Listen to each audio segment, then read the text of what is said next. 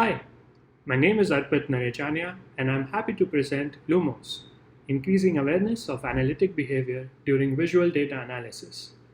This work was done alongside awesome collaborators Adam Koshia, Emily Wall, and Alex Endert.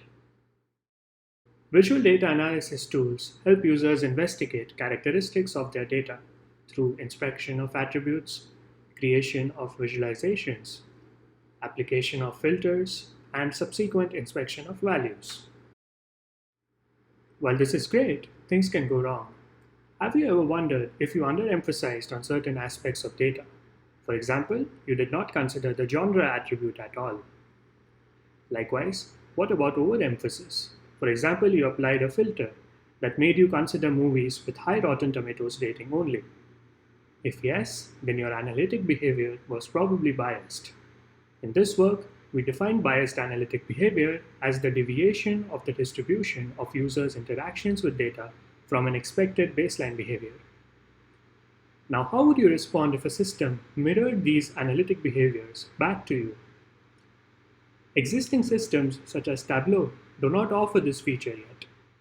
We set out to study the following research question: how can we design systems that increase user awareness of biased analytic behaviors?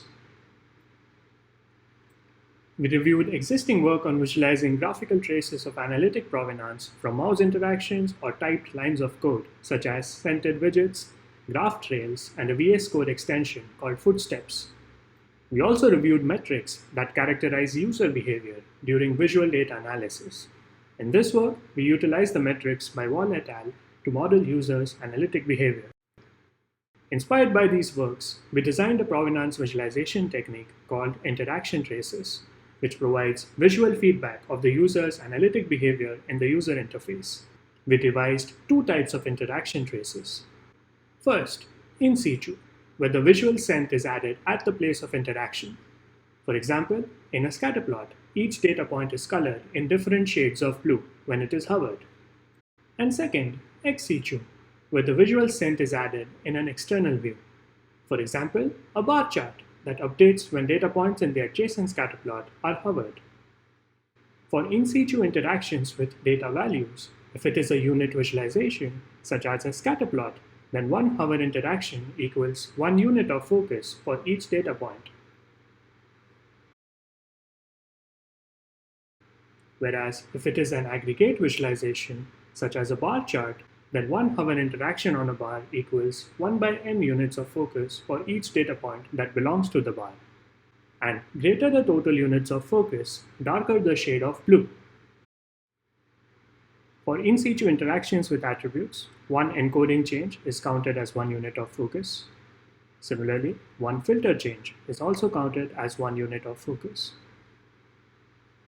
Here too, greater the total units of focus, darker the shade of blue. And sorting them shows which attributes are over and under focused. Ex situ interaction traces occur in a separate way external to the view where the interaction occurred. For example, in the shown scatter plot of IMDb rating versus genre, each hover interaction updates the below strip bar chart for the genre attribute. Black strips show the target distribution, that is the percentage counts of values for each category in the underlying data. Blue bars show the percentage counts of values for the user's interactions, and the red-colored card header means there is significant deviation between users' interactions and the target distribution. This is because the user has not interacted with adventure, comedy, and drama movies at all. For quantitative attributes such as IMDb rating, a similar view is updated, except a black curve shows percentage distribution of values in the underlying data. A blue area curve shows the percentage distribution of values based on the user's interactions. And in this case, the card header turned green, meaning there is less deviation between the user's interactions and the target distribution, as is also evident from the similar shapes of the two distributions. Not just for these two attributes. One can see these distribution curves for all attributes in real time. Inspecting them can reveal additional insights, such as implicit biases. For example, it seems that interactions with content rating also deviated from the data distribution. We designed a system prototype called Lumos that presents these in situ and ex situ interaction traces to the user to help them be more aware during their analysis tasks.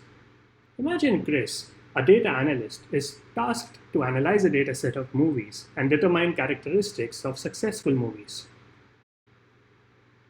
He opens Lumos and starts inspecting available attributes in the attribute panel.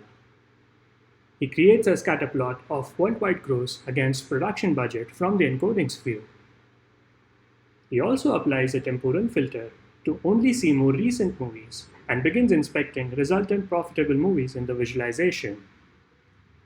Curious how different genres fare in terms of worldwide gross, he creates a bar chart. He notices adventure movies have the highest average gross and explores some of them from the detail view.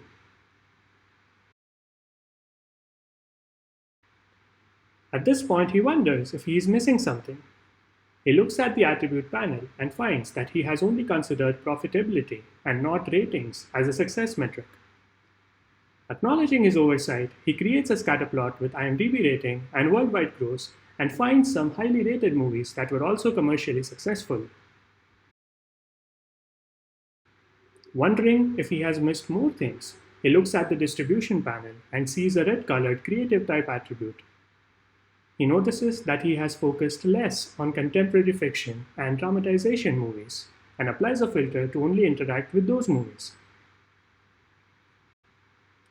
As he continues to interact, the distribution bar chart updates in real time, and as it reaches the target, the card becomes greener, meaning Chris is now less biased towards that attribute. This makes Chris feel quite satisfied with his overall performance. Just like Chris, we wanted to understand if interaction traces really help users during visual data analysis. So we conducted a between subjects qualitative user study.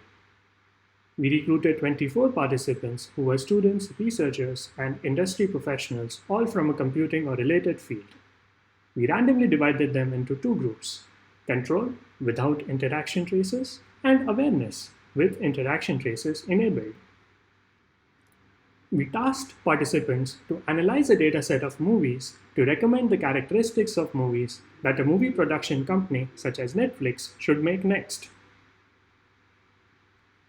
We found that Lumos increased users' awareness of their analytic behavior in real time, promoted reflection and acknowledgement of their intentions, and sometimes influenced subsequent interactions. For awareness participants, Lumos led to increased awareness.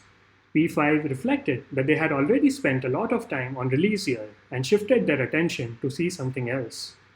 P4, on the other hand, acknowledged that they did not think release year should matter too much and hence did not interact with it. P7 saw the ex situ interaction trace in the distribution card for genre and exclaimed that they hadn't looked at drama movies at all. Control participants, on the other hand, implicitly expressed a desire for some kind of awareness. P14 were anxious if they interacted with all the attributes, and P13 used hand gestures to recollect and count interacted attributes.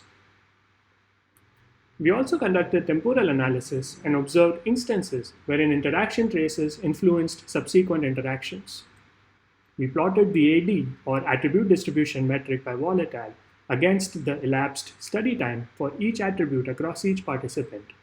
The AD metric values range from 0 to 1, where 1 means bias and 0 means no bias. For control participant P16, AD metric values for genre were high almost throughout the study, implying biased analytic behavior. Whereas in the case of awareness participant P1, inspecting the ex situ trace for production budget in the distribution panel card led to assigning it to a visual encoding channel, which eventually influenced them to interact with it differently, resulting in decreasing AD metric values. Qualitatively, P6 reflected that they were initially confused with the in situ interaction traces, but then over time found them useful to track visited points. Median utility scores for in situ interaction traces in the attribute panel were 4 out of 5, visualization canvas were 3 out of 5, and the detail view were 1 out of 5. Similarly, for ex situ interaction traces, P9 noted that the distribution panel was a great idea to show users what their focus was. The median utility scores for the red-green card headers were 5 out of 5, bar charts for categorical attributes were 4 out of 5, and area charts for quantitative attributes were also 4 out of 5. Comparing the two, ex situ traces had more utility than in situ traces. Why? We believe this was because in situ traces occurred at the place of interaction, which may have been a distraction, whereas ex situ traces occurred more away from it. Also, in situ traces blocked out the color encoding channel, which may have been inconvenient to some users. Because we used color to encode interaction traces, there were a few implications. While P8 found them to be fun, P5 found them to be distracting as they were drawn to the already visited points. P2 confused the blue colors with an attribute encoding, and P12 raised accessibility concerns for colorblind users. So future work remains to study other visual variables such as stroke width to encode interaction traces. From Lumos, we learned several lessons that should be taken into consideration while designing similar systems. First, encourage users to get lost in their analysis, but use awareness features to remind them. Second, awareness of one's own activity is helpful, but guidance towards best ways to mitigate may be better. For example, P5 didn't know what to do about the red-green cards in the user interface, and P1 wished for a button that automatically applied a reverse filter instead of them having to do it manually. I want to point out that we have another paper this year, Left, Right, and Gender, where we conducted comprehensive in-lab and crowdsourced experiments to study interaction traces to mitigate human biases in decision-making contexts. So go please check out that talk as well. We have open-sourced Lumos along with the interaction logs from our study participants. You can access them all from lumos-vis.github.io. With that, I'll conclude. Thank you for listening to our talk.